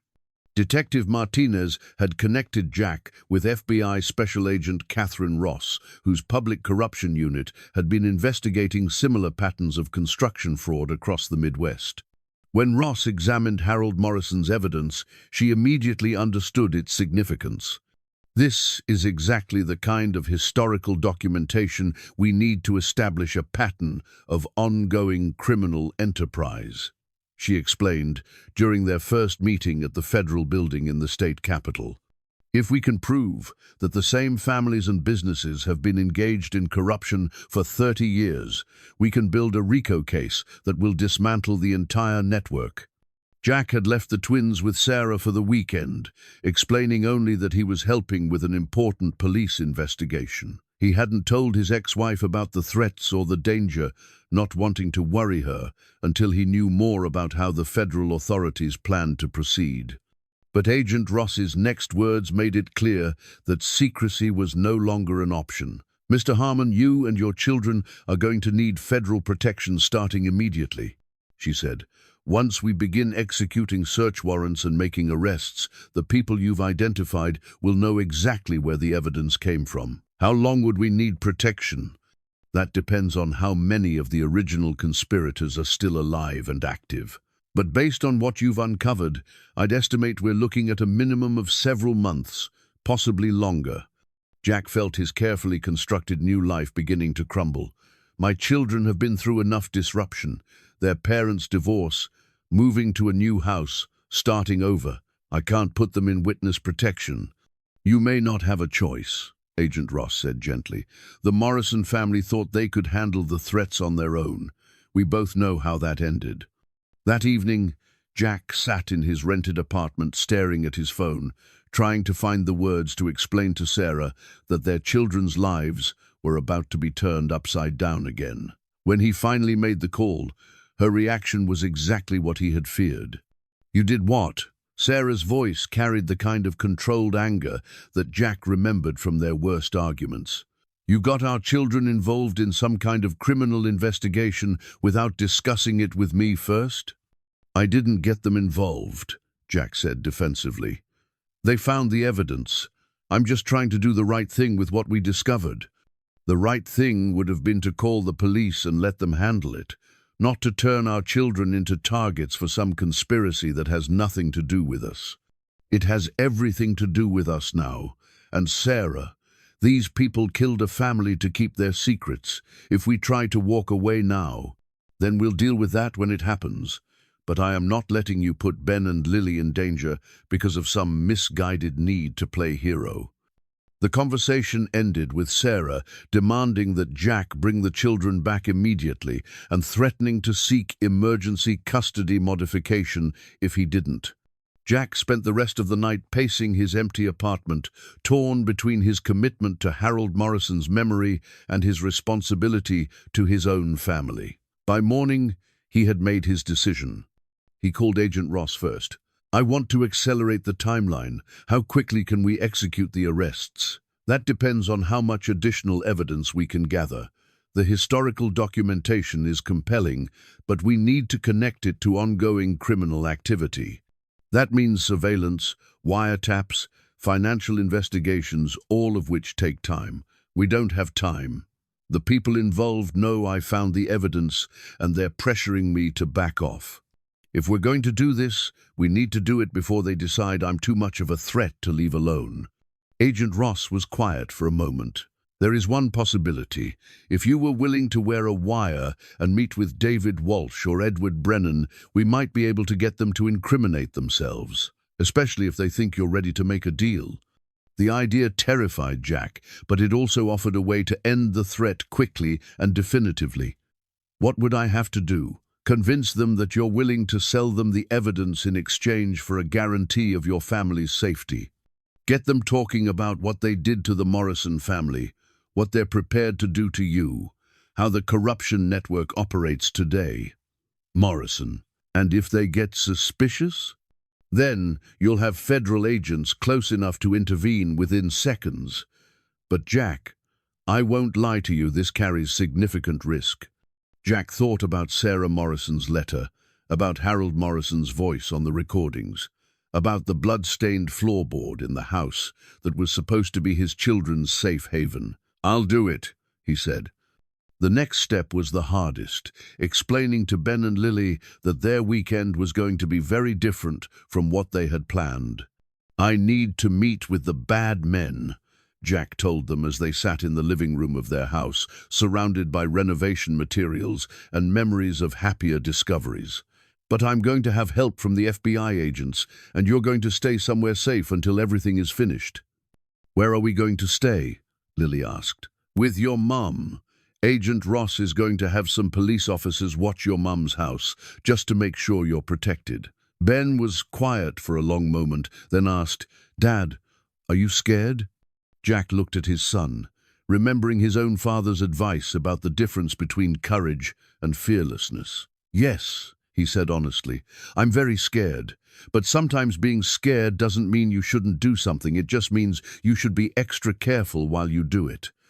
"Will you be extra careful?" Lily asked. "I promise." The twins helped him pack up Harold Morrison's evidence, handling each document and photograph with the reverence of children who understood they were touching history.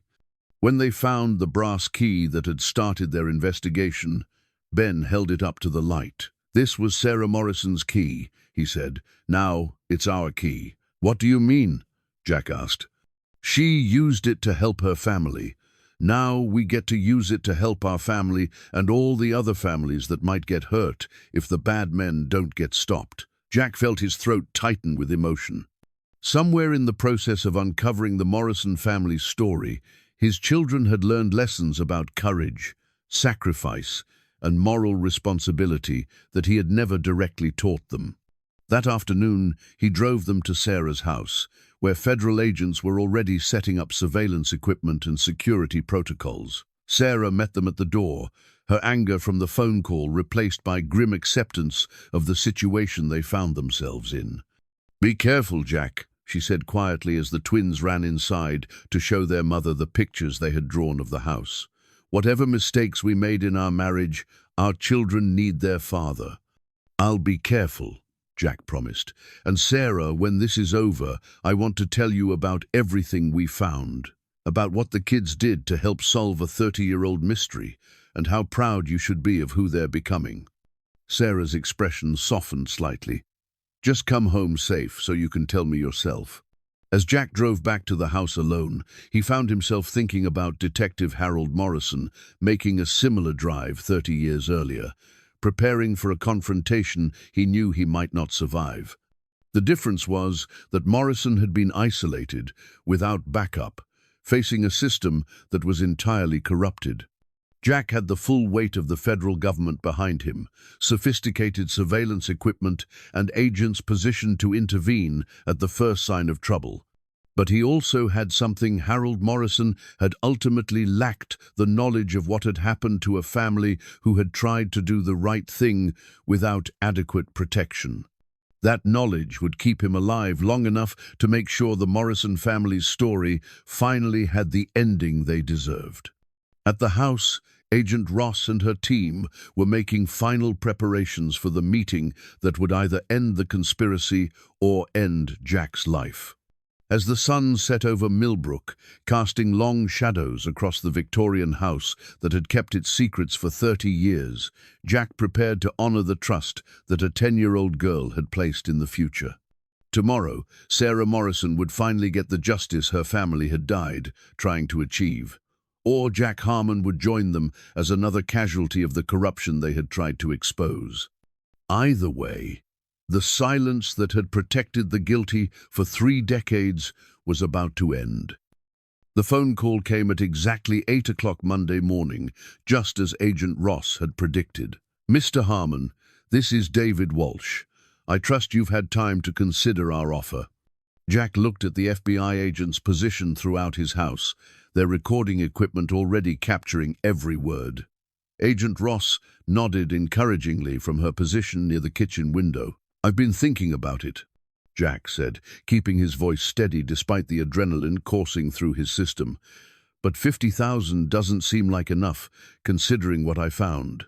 There was a pause on the other end of the line. "What exactly do you think you found, Mr. Harmon?" "I think you know exactly what I found. The question is, how much is it worth to you to make sure it stays buried?" Another pause, longer this time. Jack could almost hear Walsh weighing his options, trying to determine whether Jack was genuinely interested in making a deal or setting some kind of trap. "Perhaps we should meet in person to discuss the details," Walsh said finally. "Somewhere private, where we can speak freely." Jack's heart rate spiked. This was the moment Agent Ross had prepared him for the invitation that would either give them the evidence they needed or put Jack in mortal danger. "I know just the place," Jack said. "The old Morrison house has plenty of privacy. Why don't you come by this evening? Say, 7 o'clock? The Morrison house?" Walsh's voice carried a note of surprise that suggested Jack had chosen better than he knew. 1247 Maple Street. I think it's appropriate, don't you, given what we'll be discussing." When the call ended, Agent Ross immediately began coordinating with her team. He agreed to meet at the house. "That's either very good or very bad for us." "Why bad?" Jack asked. "Because if Walsh is willing to return to the scene of his crimes, it might mean he's confident he can handle the situation permanently. We need to be ready for the possibility that this isn't just a negotiation. It could be an ambush." The day passed with agonizing slowness as federal agents transformed Jack's house into a fortress of hidden cameras, microphones, and tactical equipment. Jack tried to focus on the plan they had rehearsed, but his mind kept drifting to his children, safe at their mother's house, but waiting for news that their father was coming home. As evening approached, Agent Ross made one final check of the surveillance equipment. "Remember, Jack, your job is to get them talking about the Morrison family. We need them to admit what they did, how they did it, and whether they're prepared to do the same thing to you." But if at any point you feel like the situation is getting dangerous, use the safe word and we'll move in immediately." Jack nodded, checking the tiny microphone concealed in his shirt collar. "What if they search me for recording equipment?" "Then you stick to the story that you're just interested in making money and getting out of town. The hidden cameras will still capture whatever happens." At 6:55 p.m., a black sedan pulled into the driveway. Jack watched from the front window as David Walsh and Edward Brennan got out of the car, both men moving with the careful alertness of people who expected trouble. But it was the third man who emerged from the back seat that made Jack's blood run cold. Tall and heavily built, with the kind of physical presence that spoke of violence as a professional tool, he was clearly not there to participate in negotiations. Jack opened the front door before they could knock, projecting a confidence he didn't feel. "Gentlemen, welcome to the Morrison house. Please, come in." Walsh and Brennan entered cautiously, their eyes scanning the empty rooms and renovation materials. The third man remained by the door, his hand resting casually inside his jacket in a way that left no doubt about what he was carrying. "This brings back memories," Brennan said quietly, looking around the living room where Harold Morrison had once played with his children. "I'm sure it does," Jack replied. "Shall we discuss business?" Walsh pulled out an envelope from his jacket. $100,000, cash.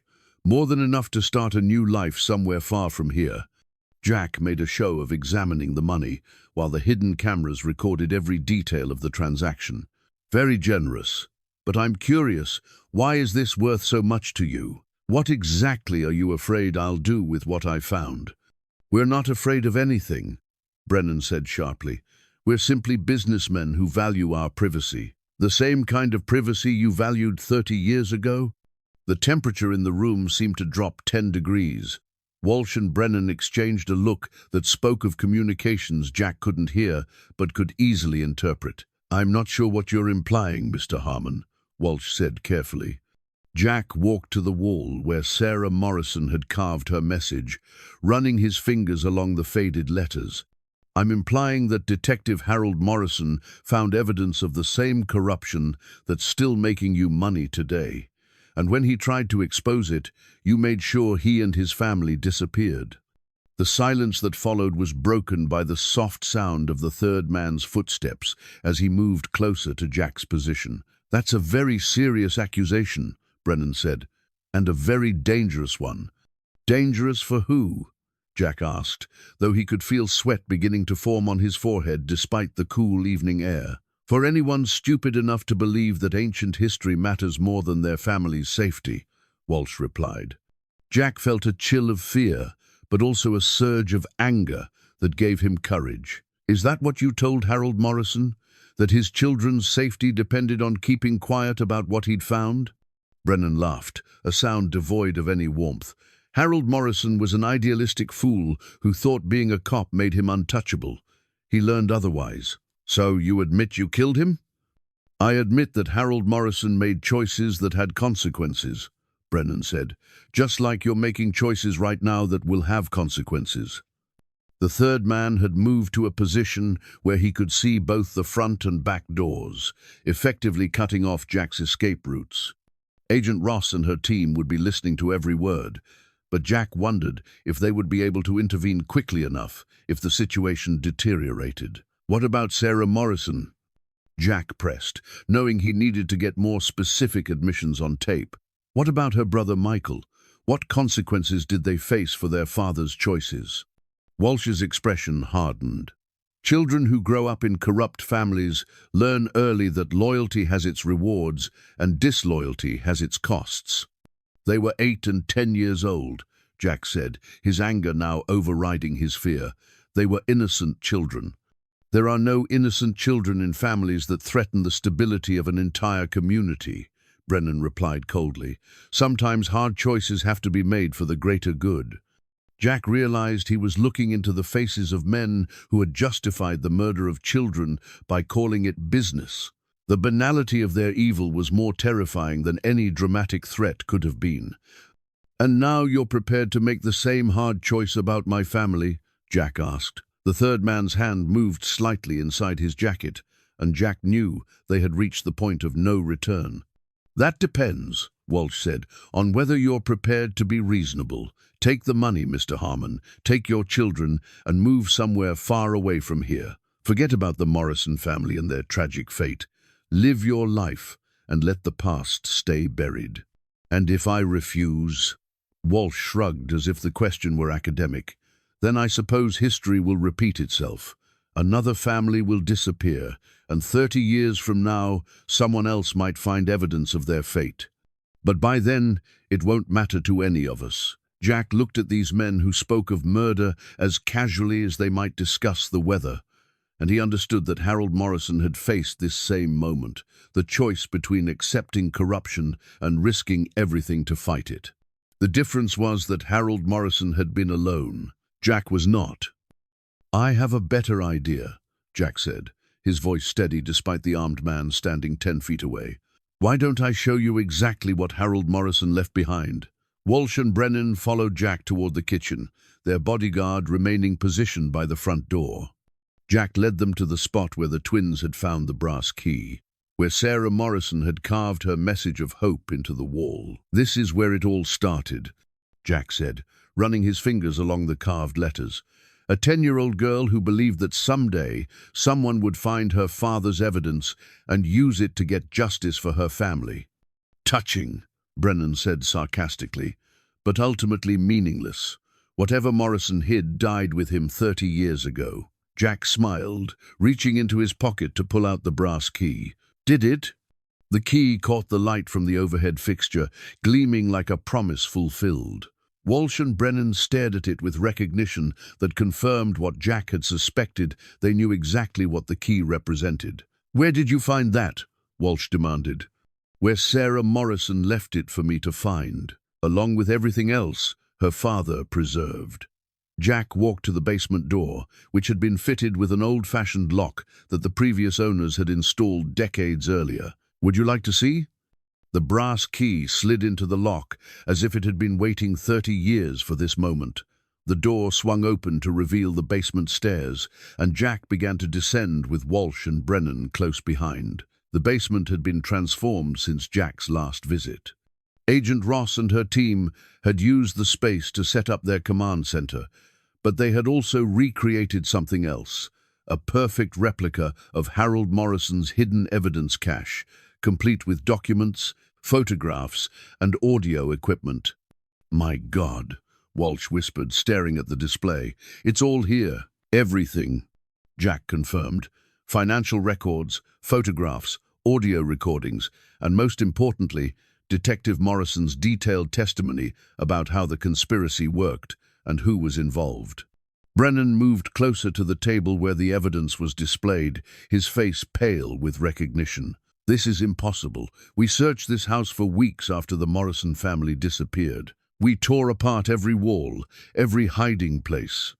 "You searched for evidence hidden by an adult," Jack interrupted. "You never thought to look for evidence hidden by a child who was smarter than all of you combined." The third man had followed them down the stairs, his weapon now openly visible in his hand. The basement suddenly felt very small and very dangerous. "It doesn't matter," Walsh said, though his voice lacked its earlier confidence. "You're the only one who knows about this. Once you're gone, the evidence disappears again." "Actually," Jack said, pulling out his cell phone, "several hundred people know about it now." He showed them the screen, which displayed a live video feed being broadcast to social media. The hidden cameras in the basement were streaming everything that was happening to Facebook, YouTube, and Twitter, with thousands of viewers watching in real time.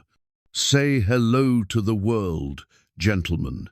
You're live on the internet." Walsh and Brennan stared at the phone in horror, realizing that their conversation about the Morrison family murders had been broadcast to anyone with an internet connection.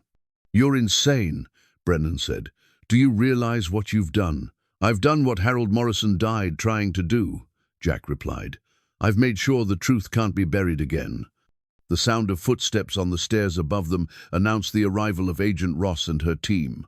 The FBI agents moved quickly and professionally, surrounding the three men and securing the basement within seconds. David Walsh, Edward Brennan, you're under arrest for conspiracy, racketeering and murder, Agent Ross announced as her agents applied handcuffs. You have the right to remain silent. This is entrapment, Walsh shouted. We were set up. You were given every opportunity to walk away, Agent Ross replied calmly. Instead, you chose to threaten a federal witness and confess to multiple felonies on camera. As the agents led Walsh and Brennan upstairs, Jack found himself alone in the basement with Agent Ross and the evidence that Harold Morrison had preserved at the cost of his family's life. Is it over? Jack asked. The immediate threat to your family is over, Agent Ross replied. But this is just the beginning. Based on what we recorded tonight, we'll be able to build cases against dozens of people who were part of the conspiracy. Some of them are still in positions of power, still causing harm to communities across the region. Jack thought about the structural failures in Millbrook, the buildings that had collapsed or been condemned because of corners cut 30 years earlier. How many people might have been hurt because of what they did? We may never know for certain, but tonight you made sure that no one else will be hurt by their crimes. As they emerged from the basement, Jack saw Mrs. Chen standing on her front porch, watching the FBI agents load the suspects into unmarked vehicles. When she saw Jack, she walked across the yard to meet him. Is it finished? She asked quietly. It's finished, Jack confirmed. Sarah Morrison can finally rest in peace. Mrs. Chen's eyes filled with tears. I was her friend, you know, before they took her away. I promised her mother I would watch over their house until someone came who could help them. Jack stared at his neighbor in amazement. You've been waiting here for 30 years? I moved here when I got married in 1985, Mrs. Chen replied. My husband thought I was crazy for insisting we buy the house next door to where a family had been murdered. But Sarah Morrison was my dearest friend in childhood. I couldn't let her family be forgotten. The pieces of the puzzle fell into place with sudden clarity. Mrs. Chen hadn't just been a helpful neighbor, she had been a guardian, watching over the Morrison house and waiting for someone who could finally bring justice for her lost friend. She would be proud of what you and your children did, Mrs. Chen said softly. You found her father's evidence, and you had the courage to use it the way she hoped someone would. As the FBI vehicles disappeared into the night, Jack walked back into the house that had transformed his family's life in ways he never could have imagined. The renovation project that had started as a way to rebuild his relationship with his children had become something much more important, a way to honor the sacrifice of another family and to ensure that their story would never be forgotten. In Sarah Morrison's bedroom, he found the locket that had been among the evidence in the metal box. Inside the heart-shaped pendant was a tiny photograph of the Morrison family, taken during happier days when they had no idea what the future would bring. But there was something else in the locket that Jack hadn't noticed before a small piece of microfilm containing additional evidence that Harold Morrison had preserved as a final safeguard against the corruption that had destroyed his family. The Morrison family had thought of everything, leaving multiple layers of evidence that would ensure their story could never be completely erased. Even in death, they had continued to fight for justice and truth. Jack slipped the locket into his pocket, knowing that it belonged with the other evidence that would be used to prosecute the remaining members of the conspiracy. But first, he had a phone call to make. Sarah, he said when his ex-wife answered, it's over, we're safe, and the bad guys are in custody. Thank God, Sarah replied, the relief evident in her voice. Are you coming to get the kids? On my way, Jack confirmed. And Sarah, we have a lot to talk about what the kids did to solve this case, and about how proud we should be of who they're becoming. As Jack locked the door of 1247 Maple Street for the last time as a crime scene, he realized that the house would finally be able to become what Harold Morrison had always intended it to be, a home where a family could live safely and happily, protected by the truth rather than threatened by lies. 6 months later, Jack stood in the kitchen of 1247 Maple Street, watching through the window as Ben and Lily played in the backyard, where Harold Morrison had once buried evidence that would change their lives forever. The morning sun streamed through new windows, casting bright patterns across hardwood floors that gleamed with fresh varnish and the kind of care that came from love rather than obligation. The house had been transformed, but not in the way Jack had originally planned. Instead of simply renovating a run-down Victorian, they had restored a home that carried the weight of history and the promise of redemption. Every room told a story, now not just of the family who lived there, but of the family who had died there and the justice that had finally been served in their memory. The trials had been swift and decisive. David Walsh and Edward Brennan had been sentenced to life in prison without parole for their roles in the Morrison family murders. The federal investigation they had triggered had uncovered a web of corruption that reached into 12 states, resulting in over 40 indictments and the recovery of millions of dollars in fraudulent contracts and stolen public funds. More importantly, the structural problems in buildings throughout the region were finally being addressed. The school gymnasium that had collapsed in 1985 was being rebuilt to modern safety standards. The bridge that had been closed for decades was finally getting the repairs it had needed since the day it was constructed. The hospital wing that had been built with substandard materials was being completely renovated, ensuring that the patients who depended on it would no longer be at risk. "Dad, look what we found," Ben called from the garden, holding up an old horseshoe that had been buried beneath the tomato plants Jack and the twins had planted in the spring. "Probably left over from when this was farmland," Jack replied, but he smiled at his son's excitement. Ben had developed an insatiable curiosity about hidden things and buried treasures, a passion that had led to several interesting discoveries around their property and a collection of artifacts that now filled a display case in his bedroom. Lily emerged from the house carrying a tray with lemonade and sandwiches. At 9 years old, she had grown into the role of family organizer, keeping track of everyone's schedules and making sure important details didn't get overlooked. She had also become the family historian, maintaining a scrapbook of newspaper clippings about the Morrison case and their role in solving it. "Mrs. Chen is coming over for lunch," she announced, setting the tray on the picnic table Jack had built in the spot where the metal box had been buried. "She's bringing her famous cookies." Mrs. Chen had become an honorary grandmother to the twins, and they had become the children she had never had. The relationship had grown naturally from their shared experience with the Morrison case, but it had deepened into something that enriched all their lives.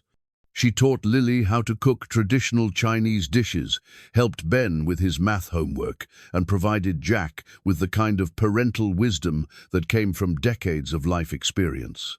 The sound of a car in the driveway interrupted Jack's thoughts. Sarah emerged from her sedan, carrying a bouquet of flowers and wearing the smile that Jack remembered from their early years together. Their relationship had undergone its own renovation in the months since the case had ended. Not a reconstruction of their marriage, but the building of something new, a partnership focused on their children and grounded in mutual respect rather than romantic love. "Perfect timing," Jack called out. "We were just about to have lunch."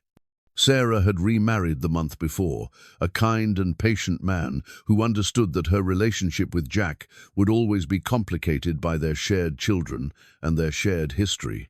But David was also someone who appreciated the importance of family in all its forms, and he had gradually become part of the extended network of people who cared about Ben and Lily's well-being.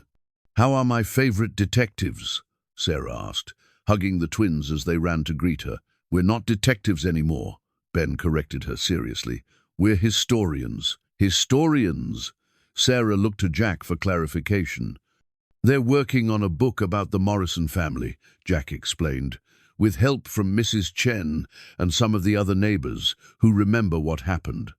Lily nodded seriously. We want to make sure people remember Sarah Morrison and her family, not just the bad things that happened to them, but the good things they did when they were alive.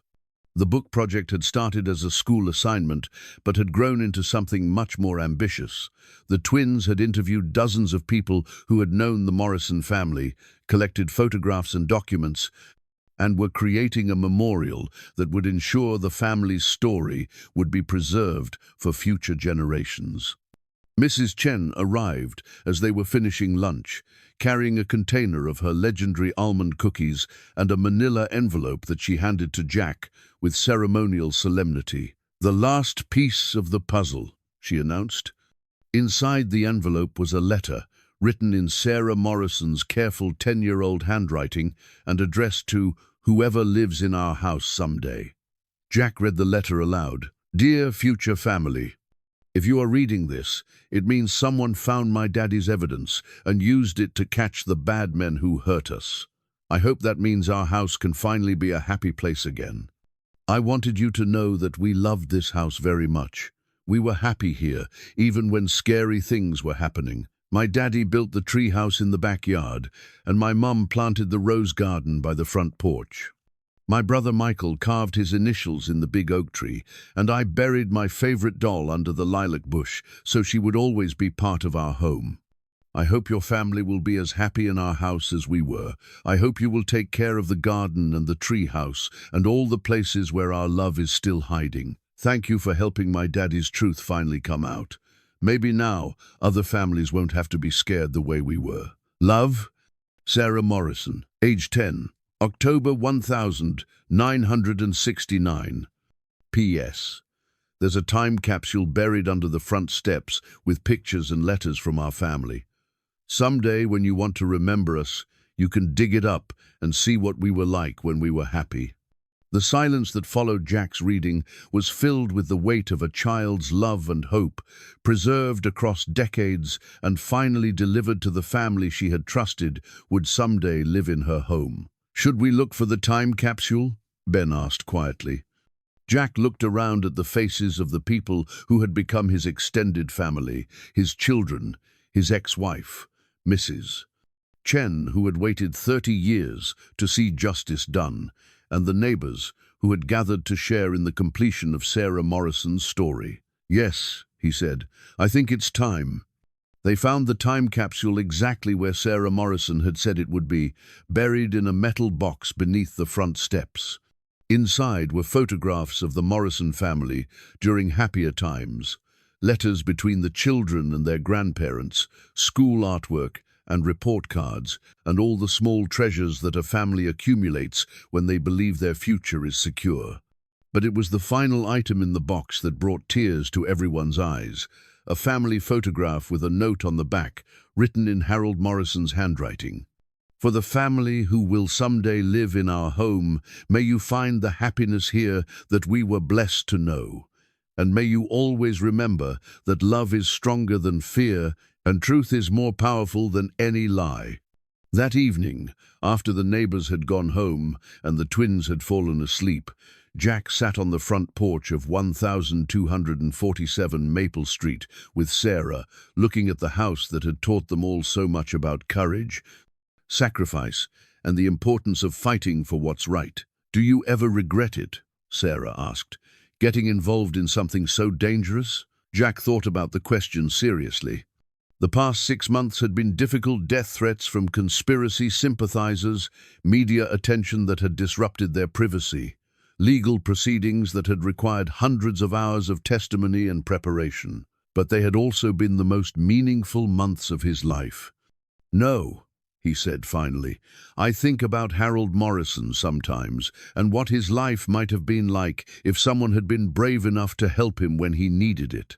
I think about Sarah Morrison and how much faith it took for a 10-year-old girl to believe that someday someone would find her father's evidence and care enough to use it." He paused, looking at the house that had become both their home and their legacy.